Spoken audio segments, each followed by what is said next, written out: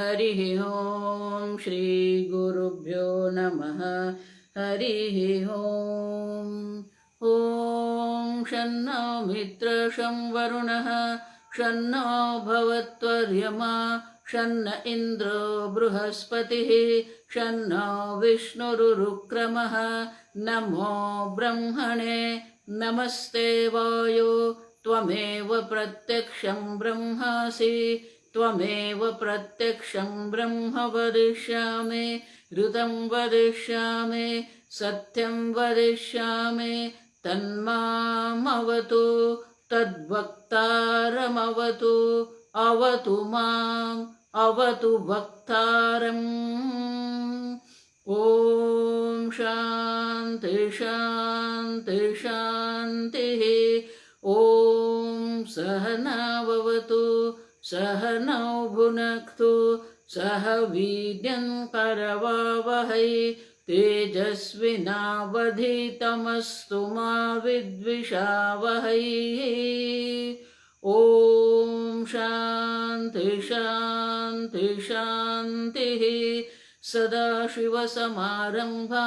शङ्कराचार्यमध्यमाम् अस्मदाचार्यपर्यन्तां वन्दे गुरुपरम्परां श्रुतिस्मृतिपुराणानाम् आलयं करुणालयं नमामि भगवत्पादं शङ्करं लोकशङ्करं शङ्करं शङ्कराचार्यं केशवं बादरायणं सूत्रभाष्यकृतौ वन्दे भगवन्तौ पुनः पुनः ईश्वरो गुरुरात्मेति मूर्तिभेदविभागिने व्योमवद्व्याप्तदेहाय दक्षिणामूर्तये नमः निधये सर्वविद्यानां विषजे भवरोगिणां गुरवे सर्वलोकानां दक्षिणामूर्तये नमः ॐ नमः प्रणवार्थाय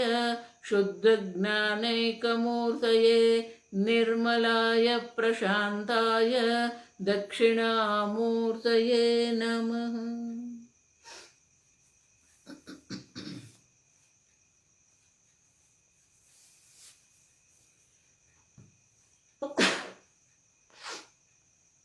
मंगलाचरण।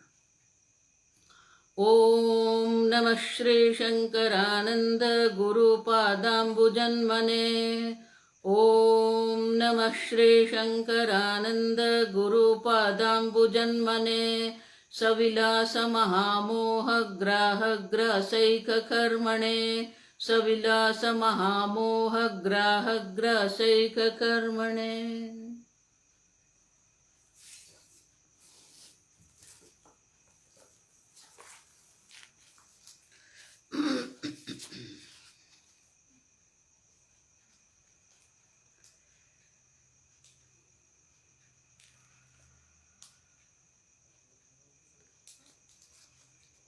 श्लोक नंबर 65 विचारितमलं शास्त्रं चिरमुद्ग्राहितं मिथः संत्यक्तवासनाद्मौनात् ऋतेनास्त्युत्तमं पदं विक्षिप्यते कदाचिद्धिः कर्मणा भोगदायिना पुनः समाहिता सा स्यात् तदेव अभ्यासपाठवात्।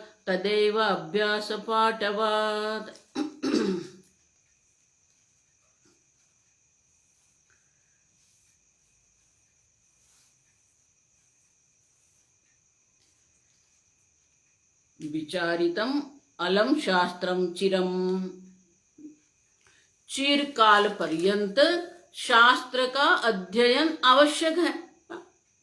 अब समझो। और इसलिए मैं कहती हूँ कि बहुत सारे संप्रदाय है जिसके लिए शास्त्र अध्ययन की कोई आवश्यकता ही नहीं है, जिसके जीवन में शास्त्र ही नहीं है। आप समझो। और इसलिए विद्यारण्य मुनि कहते हैं अलम शास्त्रम विचारितम चीरम उद्ग्राहितम मिथः। अब इस प्रकार से ये शास्त्र का अध्ययन करना है। मिथः, मिथः माने परस्पर, गुरु शिष्य परस्पर दोनों को साथ बैठ के शास्त्र अध्ययन करना है। गुरु को भी शास्त्र अध्यापन करते हैं तो अध्यापन के पहले उनको भी अध्ययन करना पड़ता है, और शिष्य भी जब गुरु के पास अध्ययन करता है तो अध्ययन के बाद उनको भी शास्त्र का वापस स्वाध्याय करना पड़ता है। अब देखो, तो मिथः क्यों कहा गया? क्योंकि गुरु को भी अध्ययन भी करना है, अध्यापन भी करना है। उसी प्रकार से शिष्य को अध्ययन भी करना है, स्वाध्याय भी करना है। अब समझो, क्योंकि सिर्फ शास्त्र श्रवण से अज्ञान की निवृत्ति होती है कहते हैं हम, लेकिन उनमें दृढ़ता लानी पड़ती है, और इसीलिए कहते हैं मितः उद्ग्राहितम। इस प्रकार से परस्पर शास्त्र का अध्ययन करते हैं तो क्या होता है? संत्यक्त वासनाद मौनात्। इस प्रकार से जब शास्त्र का अध्ययन होता है तो क्या होता है? संत्यक्त, अच्छी तरह जिसका त्याग हो जाता है, वासनाद मौनात्। देखो, ये मौन भी बहुत क्या कहते हैं, मौन के बारे में भी बहुत सारा गलत अर्थ लोग निकालते हैं। अब ठीक से समझो, मौन व्याख्या प्रकटित परब्रह्म तत्वम युवानम, दक्षिणामूर्ति स्तोत्र में ध्यान श्लोक में आता है, पहला ही श्लोक है मौनम व्याख्यानम। अब देखो, तो परस्पर विरोधी हो गए, मौन भी कहते हो, व्याख्यानम भी कहते हो, तो मौनम व्याख्यानम हो सकता है क्या? तो वेदांत में जब तपश्चर्या के अर्थ में जब हम कहते हैं वाणी की तपश्चर्या, मन की तपश्चर्या जब हम कहते हैं तो वो मौनम है, वो तपश्चर्या, वांगमय मनोमय तप है। गीता में कहा है मौनम आत्म विनिग्रह, ये मानस तप है। तो तपश्चर्या के अर्थ में भी मौन है, लेकिन जब वेदांत की दृष्टि से हम मौन देखते हैं तो वो मौन का अर्थ क्या करना है? संत्यक्त्वा वासनाद मौनात्। अब देखो, तो यहां भी मौन शब्द है, तो मौन शब्द का अर्थ भी हमें समझना पड़ेगा। और इसीलिए कहते हैं कि मौन माने की तुष्णि भाव, माने की अन्य कोई चर्चा नहीं है। आप समझो, मय्येव मना अधस्तो मयि बुद्धि निवेशय, परमात्मा का ही चिंतन होता है। मच्चित्ताः मद्गत प्राणाः बोधयन्तः परस्परम कथयन्तश्च माम नित्यम। अब देखो, मौनम माने कि ये सांसारिक जो हम चर्चा करते हैं वो सांसारिक चर्चा का अंत लाना पड़ेगा। आगे हम देख के गए, अन्या वाचा विमुंचत, मुंडक उपनिषद भी कहते हैं अन्या वाचा विमुंचत, अन्य सर्व प्रकार की वाणियों का त्याग करना पड़ेगा। ब्रह्म तत्व जो ईश्वर तत्व है, ईश्वर तत्व, आत्म तत्व, ब्रह्म तत्व से अन्य जो भी कुछ है उन सब का त्याग करना पड़ेगा। अन्य वाचा विमुंचत, अन्य प्रकार की वाणियों का त्याग हो जाएगा। भागवत में यही कहते हैं अन्येषु दोष गुण चिंतनमाशु मुक्त्वा। अब समझो, अन्य के गुण दोष का चिंतन ही छोड़ दो, चिंतन करेंगे तो बोलना आएगा। आप ठीक से समझो, किसी के गुण का चिंतन करते हैं तो फिर वो गुण का चिंतन है तो प्रशंसा करेंगे हम।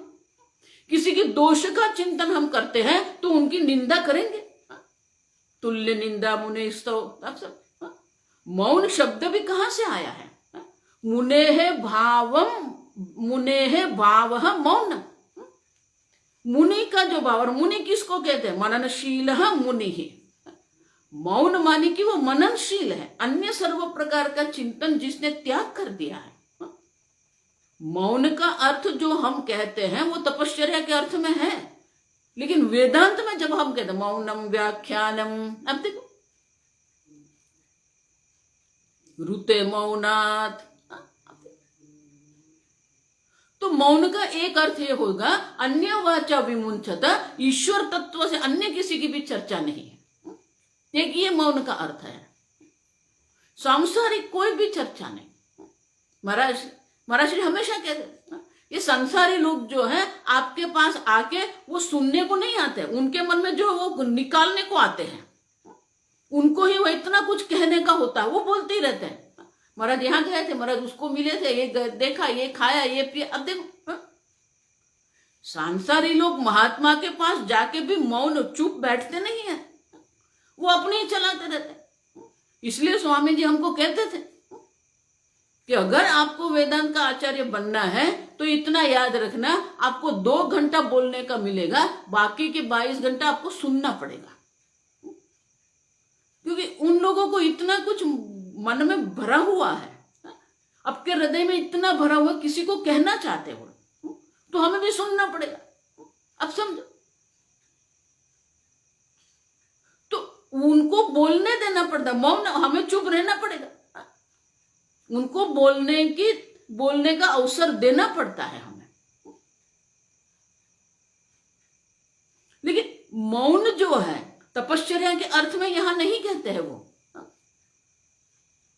मौन माने कि अन्य सर्व प्रकार के चिंतन छोड़ दो, मत चित्ता मत गत प्राण परस्परम बोधयन्तश्च। अब देखो भगवत गीता में 10वें अध्याय में भगवान कहते हैं मत चित्त, उनका चित्त जो है मेरे में ही लगा हुआ है, मेरा चिंतन कर रहा है।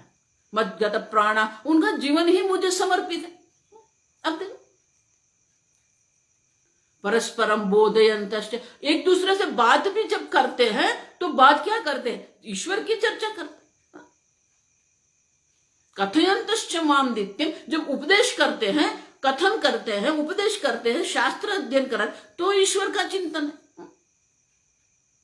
तुष्यन्ते च रमन्ते च, उसी में उनको आनंद आ रहा है। आप समझो ठीक से, उनका आनंद, उनका संतोष, तुष्यन्ते च रमन्ते च, उनका रमण, उनका संतोष उसी में है। ईश्वर का चिंतन करना है, ईश्वर का भजन करना है। अब समझो, देखो इसलिए मैं कह रही हूं, भक्ति मानी कि जहां जहां संसार है वहां आप ईश्वर को बैठा दो।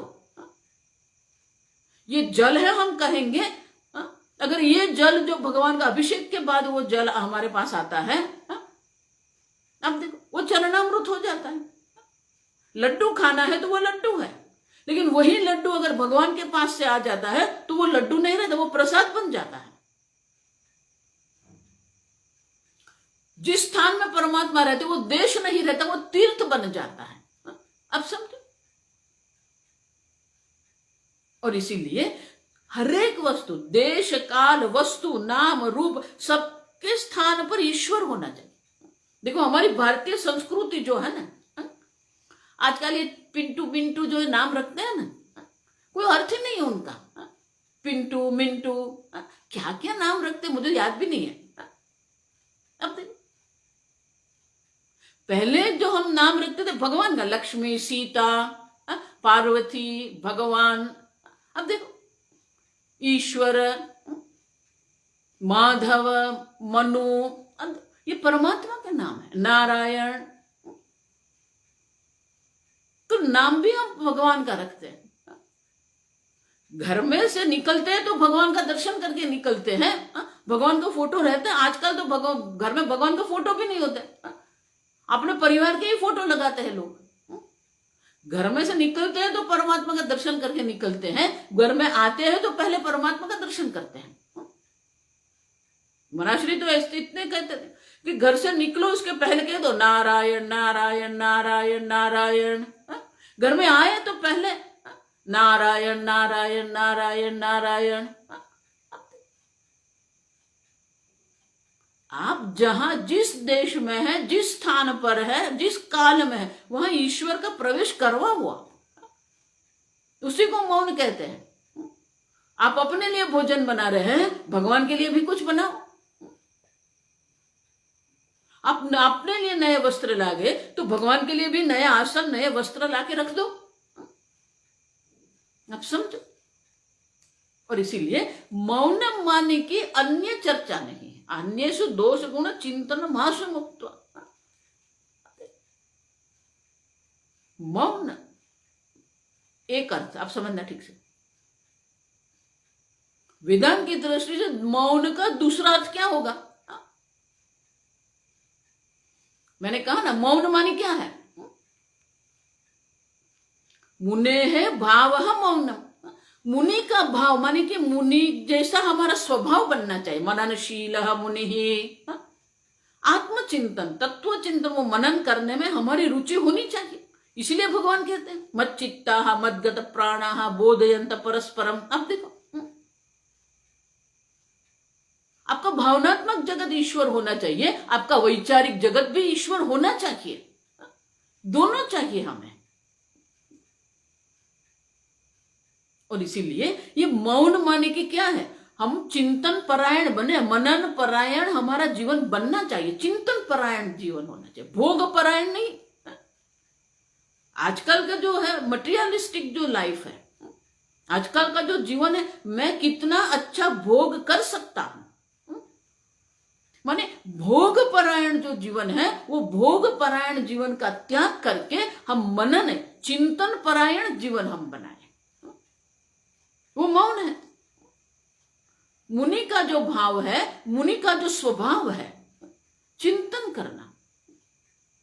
जितना शास्त्र देखो, इसलिए पहले क्या कहते हैं, अलम शास्त्रम विचारितम, योग्य प्रमाण में आप शास्त्र का दीर्घ काल पर्यंत चिंतन करो, विचार करो। मिथ दोनों ओर से, गुरु को अध्ययन भी करना है, अध्यापन भी है, शिष्य को अध्ययन भी करना है, स्वाध्याय भी करना है।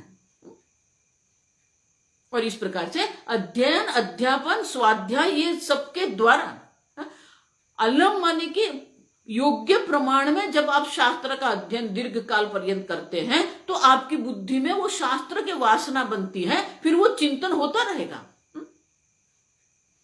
आगे आएगा, विद्यारण्य मुनि कहेंगे आगे कि ये मनन अगर हमें करना है तो स्वामी जी भी कहते थे कि मनन करना नहीं होता, मनन होता है। आप समझो, आगे मैं आपको बोल के गई हूं, दो प्रकार के क्रियापद, इसमें एक में आपका वो अपना आपकी अपनी स्वतंत्रता रहती है, पुरुष तंत्र है वो, उठना बैठना खाना, तो उसमें आप हैं, आपकी स्वतंत्रता है, आपका संकल्प है वहां पर। लेकिन बहुत बात ऐसी होती है जिसमें आपका संकल्प कभी काम नहीं करता है, वो होता है, एक करते हैं एक होता है, ज्ञान होता है, ध्यान होता है, मनन होता है। आप समझना ठीक से, मौन होता है, क्यों? बोलने की आवश्यकता ही नहीं है, हमारे मन में बोलने की कोई आवश्यकता, बोलने के लिए कोई दबाव ही नहीं रहता है, वो मौन श्रेष्ठ है। अब सब बोलने की आवश्यकता ही नहीं, गुरु के पास जाके बैठो चुपचाप, गुरु को सुनो आप। और इसीलिए ये भावनात्मक रूप से हमें जो दबाव मन में रहता है, वो दबाव से जो मुक्त है, तभी तो वो चिंतन परायण बन सकता है। अगर हमें ही कुछ बोलना है, हमें ही कुछ देखना है, हमें कुछ भोग करना है, तो चिंतन परायण जीवन हमारा नहीं बनेगा। इसीलिए भगवान भी कहते हैं नहीं इंद्रियार्थेषु अनुसज्जते। अब देखो, जिसकी बुद्धि इंद्रियों के विषय में आसक्त नहीं होती है, नहीं इंद्रियार्थेषु, अब देखो, नेन्द्रियार्थेषु अनुसज्जते, इंद्रियों के विषय में उनका मन जाता ही नहीं है, आवश्यकता ही नहीं है। और उसी को ये मनन परायण बनना पड़ता है। ऐसा हमारे मन में अनुकूल वातावरण होना चाहिए जो हमें ईश्वर चिंतन की ओर ले जाए, ध्यान करने की ओर हमें ले जाए, अपने आप से बैठने की हमें आदत बनाए। आप सब बाहर से आप कितना भी सिद्ध करके रखोगे, लेकिन वो सिद्धि जो है ना, संप्राप्ते सन्निहिते काले नहीं रक्षति। शंकराचार्य जी की बात जो है ना, थोड़ी कटु होती है, कड़क होती है। अब कितना भी एकत्रित करके रखो, संप्राप्ते सन्निहिते काले, जब मृत्यु आती है ये कोई चीज आपको काम नहीं आएगी। आपके पास कितने करोड़ है, आपके कितने संबंधी हैं, आपका परिवार कितना बड़ा है, आपका ज्ञान कितना श्रेष्ठ है। अब समझ, धन संपत्ति, घर परिवार संबंध ज्ञान कुछ भी नहीं काम आता है।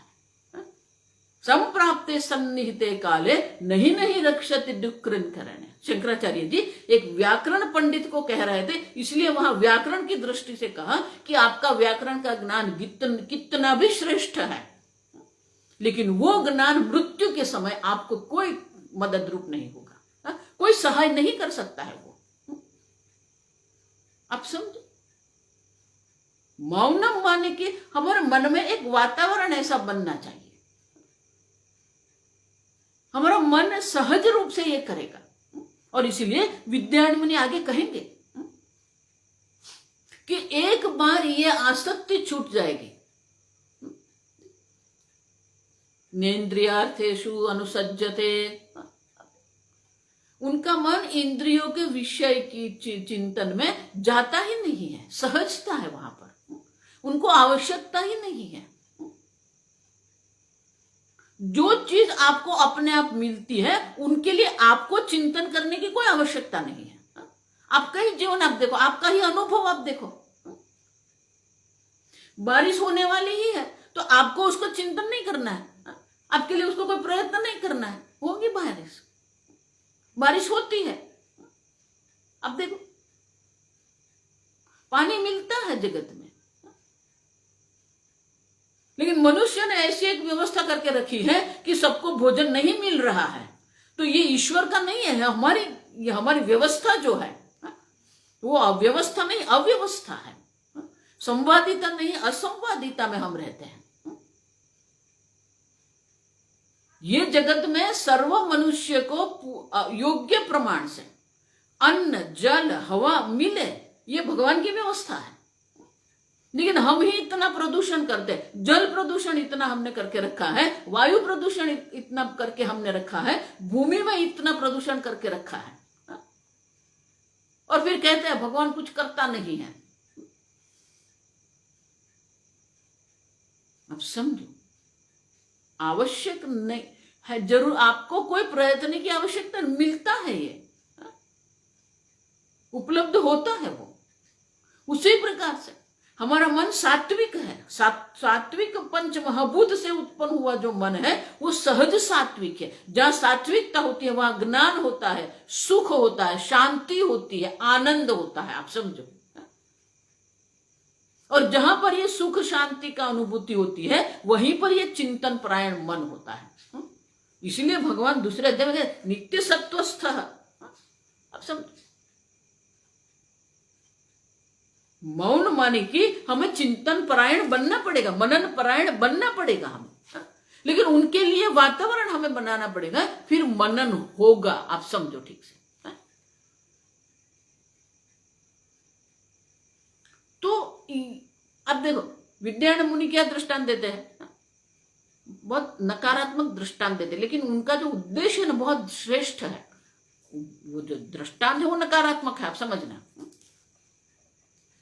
लेकिन वो जो उनका उद्देश्य है ना, वो कहते हैं कि अगर कोई स्त्री, पति पत्नी साथ रहते हैं, जो पत्नी है, अगर उनका मन अन्य पर पुरुष में लग गया, उनको पर पुरुष पे आसक्ति आ गई।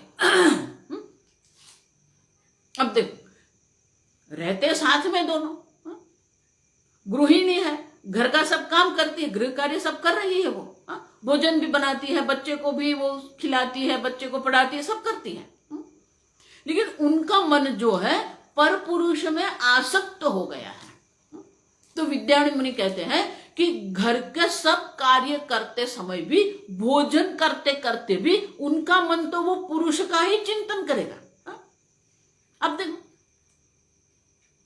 क्योंकि पर पुरुष में उनका मन आसक्त हो गया है, तो रहेगी यहां घर पर, काम घर का करेगी, सेवा पति की करेगी, बच्चों को संभालेगी, लेकिन मन कहाँ है उसका, पर पुरुष में। वो चिंतन पर पुरुष के कर रही है, और उनको कोई प्रयत्न नहीं करना पड़ता, होता है। उसी प्रकार से एक बार हमारे मन में ईश्वर प्रत्ये आसक्ति हो गई, तत्व प्रत्ये आसक्ति हो गई तो फिर होता है। और इसीलिए कहते हैं मौनात, मौन आवश्यक है। वो मननशीलता, मनन परायण, चिंतन परायण जीवन हमारा होना चाहिए। और इसीलिए आगे कहा विचारितम अलम शास्त्रम, योग्य प्रमाण में दीर्घ काल पर्यंत शास्त्र का अध्ययन होगा तो हमारा मन धीरे धीरे चिंतन परायण बनेगा। ये दूसरा अर्थ हुआ मौन का। और मौनम व्याख्यानम जब शब्द हम कहते हैं तो वहां मौन का तीसरा अर्थ है। व्याख्यान तो है, आप समझो, माने कि गुरुजी उपदेश तो कर रहे हैं। ऐसा मत मानना कि गुरुजी मौन बैठे और शिष्य भी मौन बैठे और उसको सब ज्ञान हो गया अपने आप में। कई लोग ऐसी बात करते हैं, मेरा अनुभव है, मैं गुरुजी के पास बैठा और मुझे सब समझ में आ गया। ऐसी किसी भी प्रकार की गलत समझदारी मत बनाना। मौनम व्याख्यानम माने क्या है? मौनम माने कि शब्दार्थ वाच्यार्थ नहीं है। आगे हम देख के गए। जब हम कोई वाक्य कहते हैं, जब हम कोई कुछ कहते हैं तो उनके तीन प्रकार के अर्थ होते हैं। दो प्रकार के अर्थ होते हैं, एक वाच्यार्थ होता है और लक्ष्यार्थ होता है। वाच्यार्थ माने कि जो कहते हैं वही उनका अर्थ होता है, माने उनमें कुछ समझने की ज्यादा आवश्यकता नहीं पड़ती है। ये पुस्तक है जब हम कहते हैं तो वाच्यार्थ ये पुस्तक है, वाच्यार्थ। अब समझ। लेकिन हमारे व्यवहार में बहुत सारे ऐसे वाक्य होते हैं जिसका सीधा वाच्यार्थ हम नहीं कर सकते हैं। देखो कुछ नया नहीं है, आप समझो, आपका अनुभव है, आपका व्यवहार है। व्यवहार में बहुत सारे पति पत्नी के बीच में भी ऐसे बहुत सारे वाक्य होते हैं जो हम सुनते हैं, लेकिन उनका अर्थ वो दोनों ही जानते हैं। माता पुत्री के बीच में भी ऐसे होता है, नौकर और सेठ के बीच में भी ये होता है। वो दोनों समझते हैं, हमें कुछ समझ में नहीं आएगा।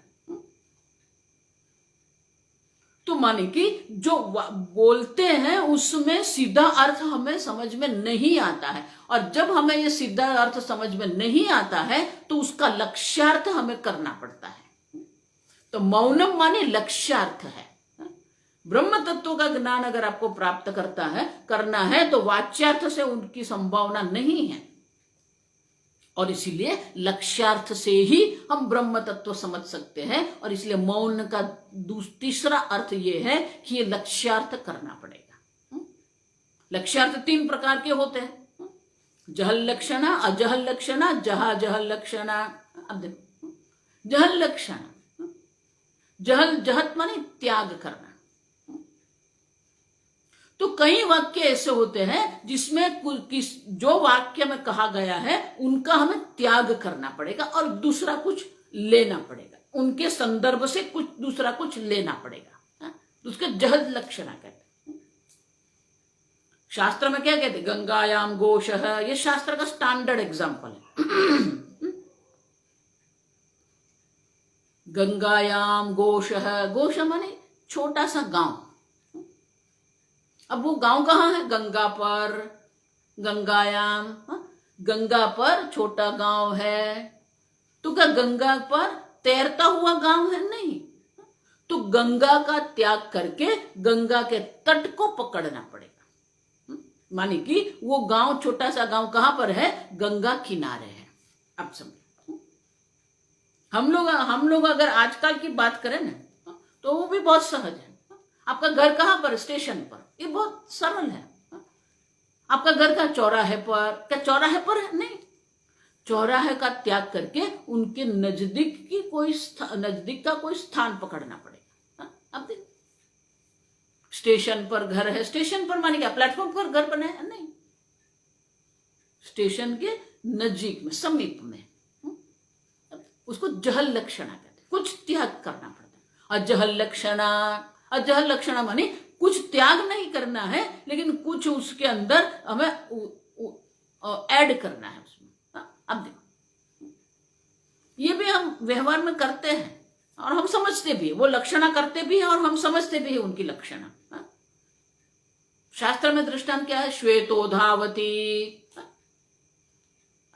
श्वेतः दौड़ रहा है। अब श्वेत रंग तो दौड़ नहीं सकता है। श्वेतो धावती, तो श्वेत रंग का त्याग नहीं करना है, लेकिन कुछ अंदर लगाना है। श्वेतः अश्वः धावती। अब देखो, आप समझ, तो वहां कुछ हमें ऐड करना पड़ेगा।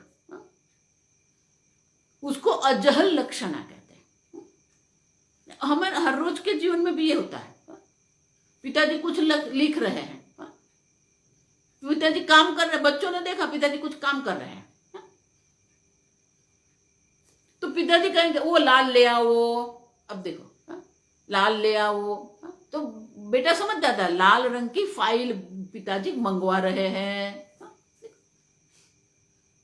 तो वो प्रसंग जो है उनके संदर्भ से हम समझ सकते हैं उसको। तो मौनम माने कि वाच्यार्थ नहीं लेना है, लक्ष्यार्थ पकड़ना है हमें। जहल लक्षणा अजहल लक्षणा है। और वेदांत में जब हम लक्षणा करते हैं तो वो लक्षणा क्या है? जहल अजहल लक्षणा करनी पड़ेगी, भागत त्याग लक्षण। कुछ छोड़ना है, कुछ पकड़ के रखना है। तत्त्वमसि तज्जगत कारणम ब्रह्म त्वमसि। जब गुरु जी शिष्य को उपदेश देते हैं, तज्जगत कारणम ब्रह्म त्वम असि, तू ब्रह्म जगत कारण ब्रह्म है, तो शिष्य के मन में क्या आएगा? मैं ईश्वर हूं? नहीं। मैं ब्रह्म हूं, जगत कारण ब्रह्म मैं हूं? नहीं, मैं नहीं हूं। तो सीधे समझ में नहीं आएगा। देखो, ये समीकरण है, इक्वेशन है ये। और इक्वेशन समीकरण की कब आवश्यकता होती है? जब दोनों ओर में हमें विरोधाभास दिखता है, तभी समीकरण बनाना पड़ता है। 15 इक्वल टू 15 हमें नहीं कहना है, अब समझो, क्योंकि वो दोनों समान है, वो हमें समझ में आता है। लेकिन जब विरोधाभास होता है तब वो समीकरण लगाना पड़ता है। अगर मैं ऐसा कहूं 20 + 5, अब देखो, तो 20 + 5 ऐसा लिखा है, इक्वल टू, अब इक्वल टू को हिंदी में क्या कहते हैं मुझे कुछ पता नहीं।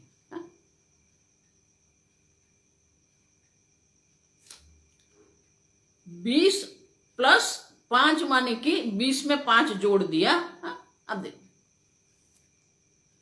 इक्वल टू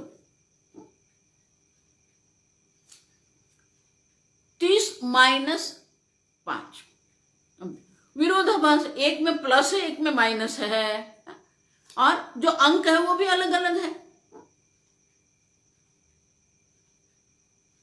तो 20 + 5, प्लस को भी क्या कहते पता नहीं है, बराबर 30 - 5।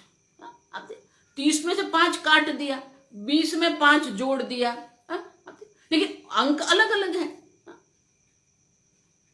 तो बच्चे को हमें यह जोड़ना क्या है, निकालना क्या है, बाद क्या करना है, वो सिखाना पड़ेगा। तो तब समीकरण की आवश्यकता है। और जब वो समीकरण को हम समझने के प्रयत्न करेंगे तो हमें समझ में आएगा कि 20 से साथ 5 जोड़ देते हैं तो 25 होता है, और 30 में से 5 काट देते हैं तो 25 होता है। अब उसी प्रकार से तत्त्वमसि, आप जगत कारण ब्रह्म है। अब ये कहते हैं तो हमें समझ में नहीं आएगा, क्यों? विरोधाभास। क्यों? मैं कौन हूं? मैं मनुष्य हूं, मैं पुरुष हूं, मैं स्त्री हूं, लेकिन जो भी मैं हूं, 3 बात स्पष्ट, मैं अल्प हूं, मैं अल्पज्ञ हूं, मैं अल्पशक्ति हूं और अल्प हूं। ये अल्पता है हमारी। और जो जगत कारण ब्रह्म जिसको ईश्वर हम कहते हैं वो क्या है? सर्वज्ञ है, सर्वशक्ति है और सर्व है। यहां जो कुछ है सब ईश्वर मात्र है। अखिल ब्रह्मांड में एक तो श्री हरि, ईशावास्य इदगुम सर्व। और मैं तो अल्प हूं, एक देश में एक काल में होने वाला हूं मैं। तो हमारी काल की दृष्टि से अल्पता है, देश की दृष्टि से अल्पता है, वस्तु की दृष्टि से भी अल्पता है। मैं मनुष्य हूं, कुत्ता नहीं हूं, मैं स्त्री हूं, मैं पुरुष नहीं हूं, मैं इंजीनियर हूं, मैं डॉक्टर नहीं हूं। अब देखो, तो शरीर की दृष्टि से, संबंध की दृष्टि से, ज्ञान की दृष्टि से, देश की दृष्टि से, काल की दृष्टि से हम अल्प हैं। ये अल्पता है। और ईश्वर जिसको हम कहते हैं, जो जगत कारण ईश्वर है, वो जगत कारण है, माने कि जगत कारण हो गए तो जगत बनाने के लिए संपूर्ण जगत का ज्ञान भी होना चाहिए और जगत बनाने की शक्ति भी होनी चाहिए। तो ईश्वर सर्वज्ञ है, सर्वशक्ति है, सर्व है, हम अल्पज्ञ अल्प शक्ति है। और जब शास्त्र कहते हैं तू ईश्वर है, देखो गीता में भगवान ये कहते हैं, क्षेत्रज्ञम चापि माम विद्धि सर्व क्षेत्रेषु भारत। तो हमें समझ में नहीं आएगा, क्यों? विरोधाभास, ये समीकरण है। आप ईश्वर हो, ये समीकरण है, आप समझो। आपको ईश्वर बनना नहीं है, आपको ईश्वर को प्राप्त करना नहीं है, आप ईश्वर, आप स्वयं ईश्वर हो। तो ये जहां जहां लक्षण करनी पड़ेगी। वही तो व्याख्यान है, मौनम व्याख्यानम जब हम कहते हैं तो वही तो व्याख्यानम है। जो विरोधाभास उसको निकाल दो, त्याग करो। जहत माने कि उसका त्याग कर दो, अल्पता का त्याग कर दो, सर्वज्ञता का त्याग कर दो। और सामान्य क्या है, इसके लिए दृष्टांत हम क्या देते हैं? तरंग समुद्र है।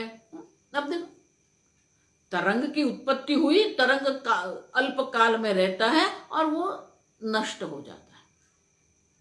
समुद्र सर्वव्यापी है, महान है। समुद्र से ही तरंग उत्पन्न होता है, समुद्र में ही तरंग रहता है और समुद्र में ही तरंग शांत हो जाता है। अब वो तरंग को आप कहेंगे तू समुद्र है, तो उसको समझ में नहीं आएगा, समझ में भी नहीं आएगा और वो स्वीकारने को भी तैयार नहीं है। मैं समुद्र हो सकता हूं, मैं समुद्र नहीं हूं। तब उसको समझाना पड़ता है, भागत त्याग लक्षण करना पड़ेगा। क्यों? क्योंकि तरंग शब्द और समुद्र शब्द का विश्लेषण करते हैं तो ये भागत त्याग हो जाएगा। आप तरंग किसको कहेंगे? क्या जल के बिना तरंग हो सकता है? नहीं। तो तरंग का जो स्वरूप है वो जल है। समुद्र का जो स्वरूप है वो भी क्या है? समुद्र का जो स्वरूप है वो भी जल ही है। क्या जल के बिना समुद्र हो सकता? नहीं। देखो, अब हमारी पृथ्वी जो गोल दिखती है ना, हमें सही में पृथ्वी गोल नहीं है, आप समझना ठीक से। समुद्र है, समुद्र मानी खड्डा है, वहां पर 3 एवरेस्ट पर्वत रह जाए, इतने बड़े बड़े खड्डे हैं। तो अब देखो, अगर पानी के बिना आप पृथ्वी देखेंगे तो वो पृथ्वी गोल नहीं दिखेगी, वो खड्डे दिखेंगे आपको। पानी के कारण वो गोल हमें दिख रही है। तो पानी नहीं रहेगा तो समुद्र है कि खड्डा है? वो खड्डा होगा, समुद्र नहीं होगा वो।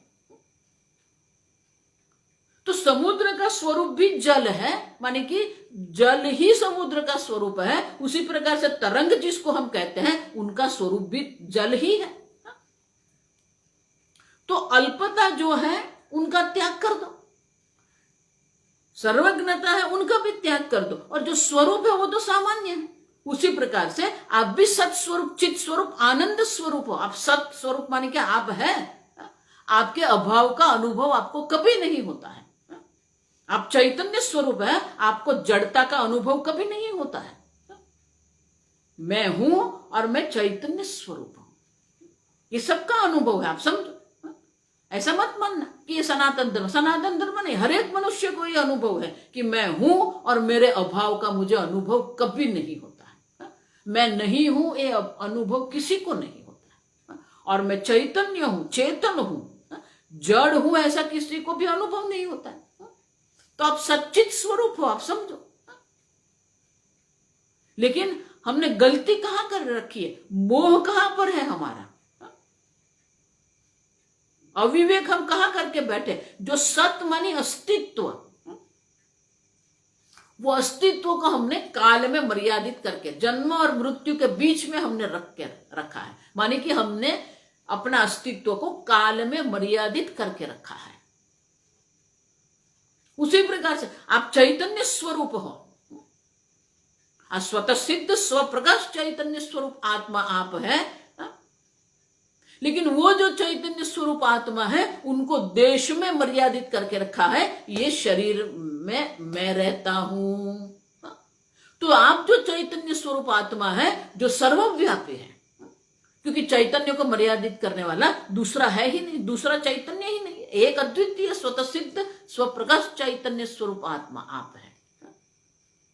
तो जो आपका सत्य है उनको काल में मर्यादित करके आपने रखा है। आपका जो चित्त है माने कि चैतन्य स्वरूप है, उनको एक शरीर में अल्प माने कि देश में मर्यादित करके आपने रखा है।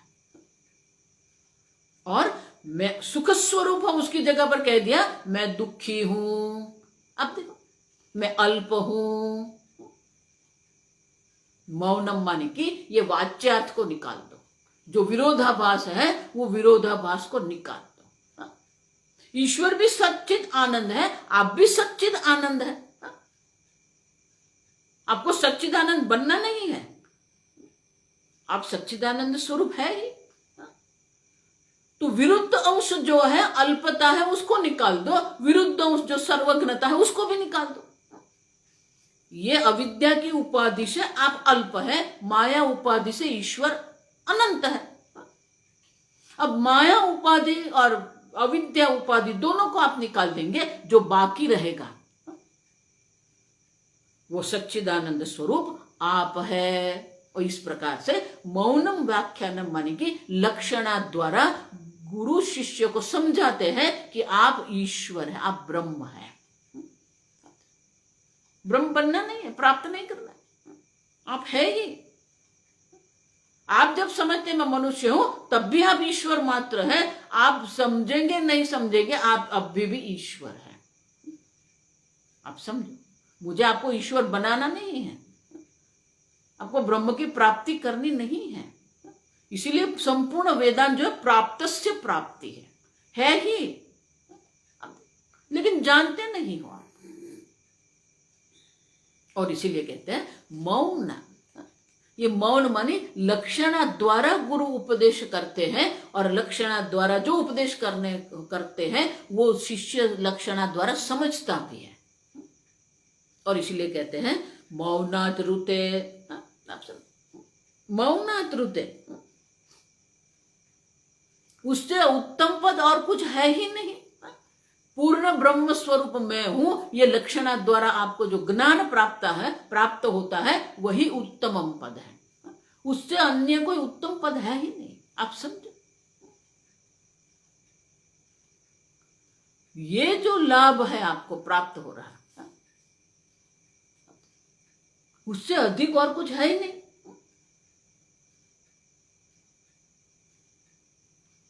ये प्राप्ति ही प्राप्ति है, आप समझो। अन्य जो आप जिसको प्राप्ति कहते हैं वो प्राप्ति है ही नहीं। यल्लाभं न परं लाभं मन्यते न अधिकम ततः। भगवान क्या कहते हैं, ये जो लाभ है, आप पूर्ण ब्रह्म स्वरूप है, ये जो लाभ है उससे अधिक दूसरा कोई लाभ है ही नहीं। इसलिए पूज्य स्वामी जी कहते हैं कि जो वेदांत नहीं पढ़ते हैं, अब देखो what they are losing, they are losing infinite, understand? Their loss is infinite because they are infinite and they are not understanding. आप अनंत ब्रह्म स्वरूप है और आप समझते नहीं है, तो आपका लॉस जो है वो भी क्या है, आप जो घुमाते हैं वो क्या है, अनंत है। अगर जान लिया तो आप अनंत है, नहीं जान लिया तो आपको आप जो खो रहे हैं वो अनंत है। स्वामी जी कहते हैं कि जो लोग वेदांत का अध्ययन नहीं कर, they don't understand what they are losing. उसके समझ में नहीं है कि वो क्या, they are missing it, understand, चूक जाते हैं। ये मनुष्य शरीर में हमें अनंत ब्रह्म की प्राप्ति हो सकती है, वो अनंत तक हो वो चूक जाते हैं। अब सब प्राप्ति भी अनंत है और आप जो चूक जाते हैं वो भी अनंत ही है। इसलिए स्वामी जी कहते ऐसा नहीं कि Vedanta is an option, Vedanta is not option. शास्त्र अध्ययन आपके लिए कोई विकल्प नहीं है, आप समझो, इट इज यू। शास्त्र इज टॉकिंग अबाउट, शास्त्र जो बात कर रहे हैं वो आपके बारे में बात कर रहे हैं, कोई सातवें आसमान की बात नहीं कर रहे शास्त्र, वो आपके बारे में ही कह रहे हैं। आप कौन है, आपका स्वरूप क्या है। और इसीलिए भगवान कहते हैं यह लाभ न परम लाभ मन्यते न अधिकंतन, इससे परम और कोई लाभ है ही नहीं, आप समझो। लेकिन उसके लिए ये लक्षणा गुरु को करनी पड़ती है, और इसीलिए कहते हैं उससे उत्तम पद अन्य कोई है ही नहीं। मौनाद्रुतम उत्तम पदम न अस्ति, यही तो उत्तम पद है, और यही तो आप इच्छा, यही जो है उनकी तो इच्छा आप कर रहे हो, आप समझो। वेदांत जो कह रहे हैं वो कोई दबाव नहीं है, आपकी इच्छा क्या है, आपकी इच्छा ही है। आपको अल्प में कोई रुचि नहीं, आपको अनंत ही चाहिए। आपको जो सुख चाहिए वो सुख भी आपको अनंत सुख ही चाहिए, अल्प में किसी को रुचि नहीं है।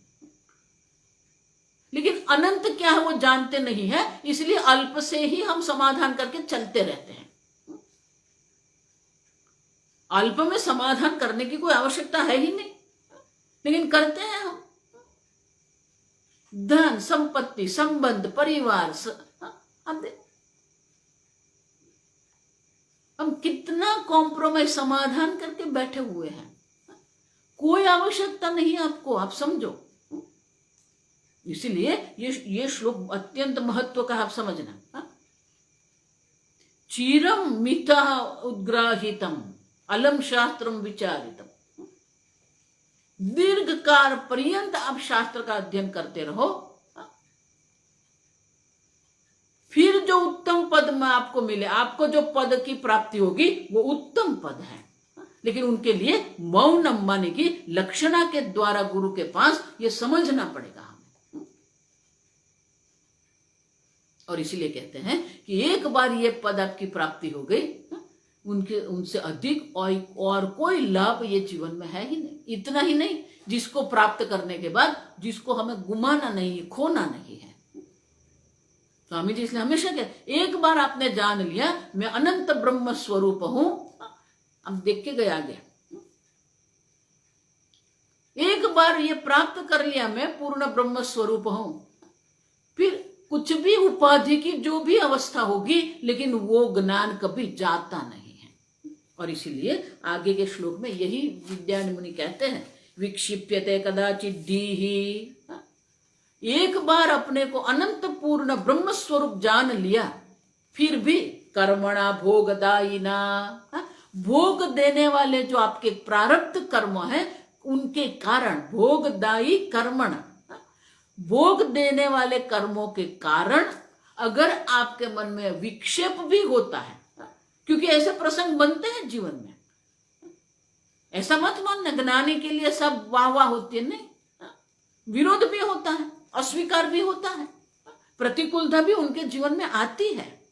और इसलिए कहते हैं कि अगर कोई ऐसा प्रसंग बन गया, प्रारब्ध कर्म में सुख दुख देने वाले, भोग देने वाले जो प्रारब्ध कर्म है उनके कारण अगर आपकी बुद्धि विक्षिप्त हो भी गई, विक्षिप्यते कदाचित दीहि, कभी भी अगर आपकी बुद्धि विक्षिप्त हो जाती है, माने की संभावना, अब देखो हम ये देखे गए प्रसक्तस्य प्रतिषेध, माने कि ज्ञानी के लिए भी बुद्धि के विक्षेप की संभावना है। उनके सामने ऐसे प्रसंग बनते हैं कि उनकी बुद्धि विक्षिप्त होती है, आप समझो। लेकिन वो क्या है, कदाचित विक्षिप्यते, अगर वो विक्षिप्त होती भी है तो क्या करना है, पुनः समाहिता सा स्याद, क्यों, वापस वो आत्म तत्व में समावित हो जाएगी। कैसे, तदेव अभ्यास पाठवाद, पुनः पुनः वो अभ्यास की दृढ़ता होने के कारण वो वापस अपने स्वरूप में समाहित हो जाती है, विक्षिप्त होती भी है, लेकिन तत्काल वो तत्व का अभ्यास जो उनका है, जगत प्रत्यय वैराग्य है, और शास्त्र का जो अभ्यास है पुनः पुनः अभ्यास की पाटवता, पाटवता माने कि उनकी दृढ़ता जो है, कुशलता है, शास्त्र अध्ययन की उनकी जो कुशलता है, शास्त्र अध्ययन की उनकी जो दृढ़ता है, उनके कारण वो वापस अपने तत्व में समाहित हो जाते हैं। और इसीलिए ऐसा मत मानना कि आपको ज्ञान हो जाएगा बाद में आप कभी विक्षिप्त नहीं होंगे, होंगे विक्षिप्त। तो जब विक्षिप्त होते हैं तो उनके दो ही उपाय होते हैं, वो विक्षेप का त्याग करके शास्त्र अध्ययन करके वापस हमारी बुद्धि को शांत कर देना है, विक्षिप्त की निवृत्ति करना है। या तो फिर देखो कि मन विक्षिप्त है, मैं विक्षिप्त नहीं, मैं तो विक्षिप्त मन का साक्षी हूं, मैं विक्षिप्त बुद्धि का साक्षी हूं।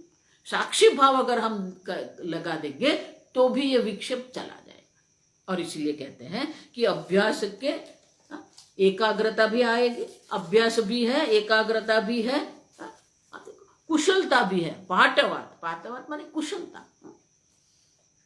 वो तत्व चिंतन का जो अभ्यास है, जो आगे मैंने इसलिए कहा ना मौनम, मौनम माने मननशील। आप आत्मचिंतन करके उनको वापस शांत कर सकते हो, क्योंकि वो आपका स्वभाव है, कुशलता आपके है। शास्त्र चिंतन करना, तत्व चिंतन करना, ये आपका अभ्यास है, आपका स्वभाव है। और इसीलिए कर्म के कारण अगर हो भी गया मन विक्षिप्त, तो वापस ये अभ्यास के द्वारा, कुशल अभ्यास की दृढ़ता के द्वारा आप वापस उनको शांत कर सकते हो। और फिर आगे कहते हैं, आगे का श्लोक पढ़ेंगे 67। विक्षेपो यस्य नास्त्यस्य, विक्षेपो यस्य नास्त्यस्य ब्रह्मवित्वं न मन्यते, ब्रह्मवित्वं न मन्यते, ब्रह्मैवायमिति प्राहुः, ब्रह्मैवायमिति प्राहुः मुनयः पारदर्शिनः, मुनयः पारदर्शिनः। और बहुत सुंदर है, देखो, विक्षेपः यस्य नास्ति, दुखेषु अनुद्विग्न मनः, सुखेषु विगत स्पृहा। विक्षेप होता ही नहीं है। देखो ये संभव नहीं, आप समझो, एक संभावना यहाँ विद्यारण्य मुनि दर्शाते हैं, लेकिन हमारे जो प्रारब्ध कर्म जो है, प्रारब्ध कर्म के कारण कहीं न कहीं वो हमारे बुद्धि को, हमारे मन को विक्षिप्त करते हैं। आप समझ, क्योंकि वो प्रारब्ध कर्म जो है उनका तो नाश होता ही नहीं है। और इसीलिए प्रारब्ध कर्म के अनुरूप जो भी हमें भोग भी प्राप्त होते हैं, वो भोग में भी विक्षेप संभव है। और इसीलिए कहते हैं, लेकिन अगर ऐसा है, विक्षेपः यस्य नास्ति, जिसके मन में किसी भी प्रकार का कोई विक्षेप होता ही नहीं, तो क्या है, तस्य ब्रह्मवित्वं न मन्यते। देखो बहुत सुंदर है, आगे भी मैं क्या कहेगी, आपको ब्रह्म ज्ञानी बनना नहीं है, आपको सुखी होना नहीं है, आप ब्रह्म है ये जानना है, ब्रह्म ज्ञानी नहीं बनना है आपको। वही ये कहते हैं, न मन्यते ब्रह्मवित्वम अस्य, वो ब्रह्मवेत्ता है ऐसा नहीं मानना है, न मन्यते। जिसका मन कभी विक्षिप्त नहीं होता है, जो शांत हमेशा रहने वाला है, वो ब्रह्म ज्ञानी है ऐसा नहीं मानते हैं। क्यों? ब्रह्म एव अयमिति, ब्रह्मविद ब्रह्मैव भवति। जो ब्रह्म को जानता है वो स्वयं ब्रह्म है। देखो इसलिए मैंने आगे कहा, आपको ब्रह्म बनना नहीं है, आपको ज्ञान प्राप्त करना है कि मैं ब्रह्म हूं। तो वो ब्रह्म ज्ञानी नहीं, वो स्वयं ब्रह्म है। और इसलिए कहते हैं वो ब्रह्मवित्त नहीं है। ब्रह्म एव अयमिति प्राहुः मुनयः पारदर्शिनः।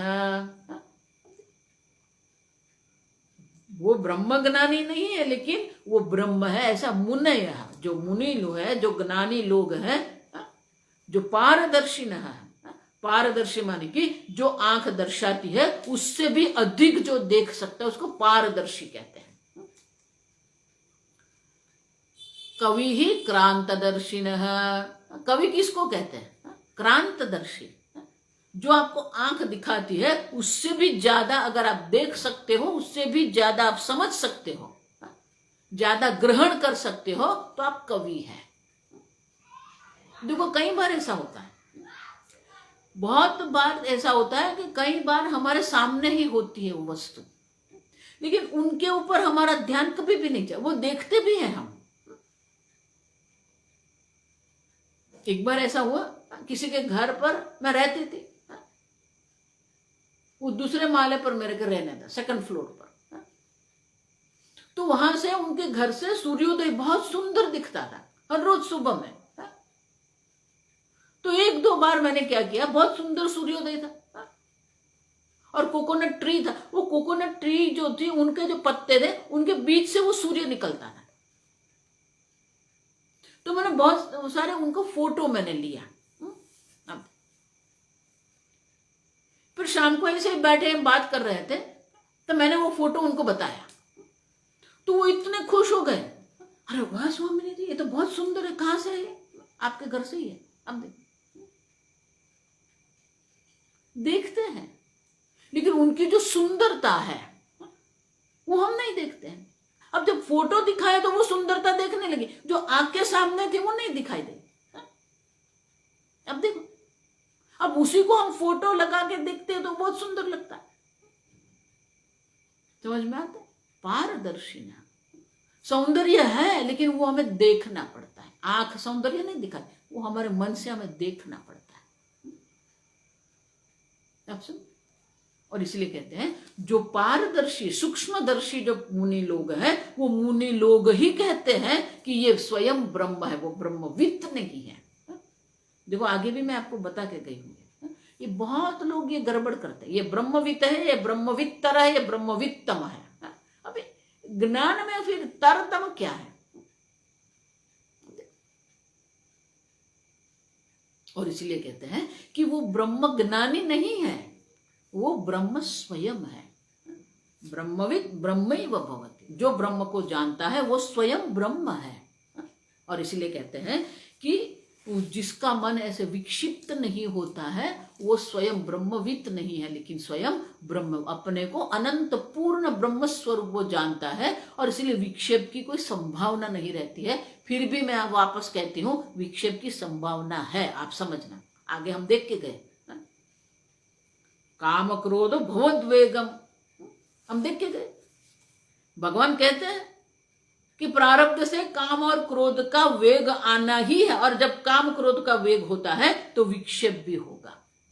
लेकिन वो जो है उनकी बुद्धि इतनी ब्रह्म में दृढ़ हो गई है, शक्नोति यस्सोढ़ुम प्राक् शरीर विमोक्षणात्, ये काम और क्रोध के वेग को वो सहन कर लेते हैं, और सहन करने की शक्ति उसमें है। और वो शक्ति कहाँ से मिलती है? अपने को पूर्ण ब्रह्म जानते हैं, इसीलिए वो विक्षेप होता भी है लेकिन विक्षिप्त नहीं। और इसीलिए कहते हैं कि ब्रह्म को जानता है, ऐसा नहीं कहते, वो ब्रह्मवित्तम नहीं, वो ब्रह्म ज्ञानी नहीं है, वो स्वयं ब्रह्म है। और इसीलिए आपको भी यही करना है, आपको भी जान लेना है आप पूर्ण ब्रह्म स्वरूप है। ब्रह्म को जानना नहीं है, आप ब्रह्म स्वरूप है वो जानना है। समझ में आता है? ब्रह्म को आपको नहीं जानना है, आप ब्रह्म स्वरूप है वो आपको समझ लेना है। और एक बार आपने भी समझ लिया कि मैं पूर्ण ब्रह्म स्वरूप हूं, फिर ये संसार आपको विक्षिप्त नहीं कर सकती हो। और इसीलिए कहते हैं कि भले हम उनको ज्ञानी कहते हैं, स्थित प्रज्ञ कहते हैं, वो हमारे व्यवहार के लिए हम उपयोग करते हैं, ये ब्रह्म ज्ञानी है। लेकिन कौन ब्रह्म ज्ञानी है और कौन ब्रह्म ज्ञानी नहीं है वो हम नहीं देख सकते, हम समझ नहीं सकते। शंकराचार्य जी कहते हैं स्वसंवेद्य है। आपको ब्रह्म ज्ञान हुआ कि नहीं, माने कि आप अपने को ब्रह्म समझते हो कि नहीं समझते, आप समझ सकते हो। गुरु को भी समझ में नहीं आएगा, गुरु को भी पूछना पड़ेगा, समझ में आया? केनोपनिषद में पूछते हैं गुरु जी,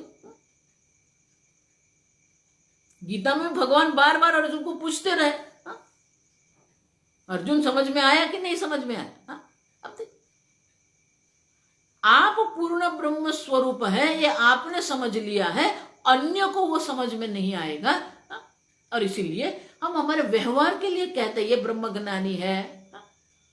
लेकिन कोई ब्रह्म ज्ञानी नहीं है, वो स्वयं ब्रह्म है। और इसलिए विद्यारण्य मुनि कहते हैं वो ब्रह्म ज्ञानी नहीं है, वो स्वयं ब्रह्म स्वरूप है। आगे हम कल देखें।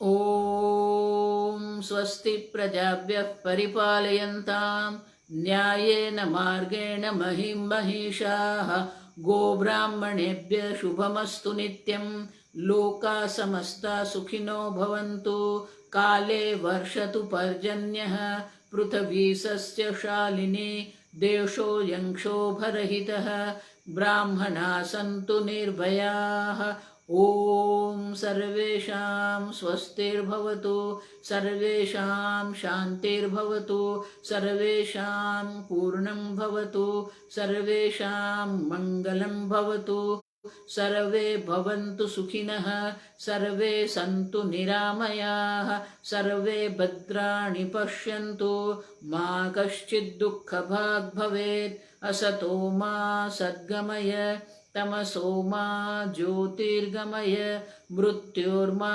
अमृतङ्गमय ॐ पूर्णमदः पूर्णमिदं पूर्णात् पूर्णमुदच्यते पूर्णस्य पूर्णमादाय पूर्णमेवावशिष्यते ॐ शान्ति शान्ति शान्तिः हरिः ॐ श्रीगुरुभ्यो नमः हरिः ओम।